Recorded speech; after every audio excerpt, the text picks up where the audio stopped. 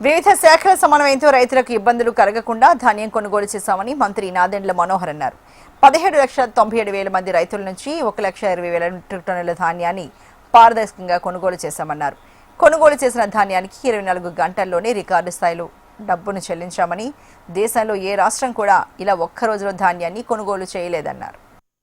భరోసా కల్పిస్తూ గతంలో ఉన్న ఇన్ఎఫిషియెంట్ అడ్మినిస్ట్రేషన్ని టెక్నాలజీని ఉపయోగించుకుని ఎఫిషియన్సీని పెంచుకుంటూ చాలా పారదర్శకంగా ఎవరు కూడా వేలెత్తి చూపలేని విధంగా క్షేత్రస్థాయిలో ఆ మార్పు తీసుకొచ్చి మా సివిల్ సప్లైస్ కార్పొరేషన్ నుంచి మేము అద్భుతంగా ధాన్యం కొనుగోలు విషయంలో రైతాంగానికి బాసటగా నిలబడ్డాం. ఈ 17,97,000 మంది రైతుల దగ్గర 30,361 కోట్ల రూపాయలు ధాన్యం కొనుగోలు చేశాం. ఈ రోజు వరకు ఈ 2 సంవత్సరాల్లో 30,361 క్రోర్స్ ధాన్యం కొనుగోలు చేశాం.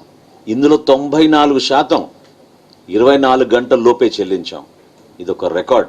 ఫార్మర్ ఫస్ట్ అప్రోచ్ అంటే రైతుకే ప్రాధాన్యత ఇవ్వాలి ఈ వ్యవస్థలో, ఈ ప్రక్రియలో అనే భాగంగా ఎక్కడ కూడా వెనకడుగు వేయకుండా రైతు సోదరుడికి ఆ విధంగా మేము నిలబడ్డాం.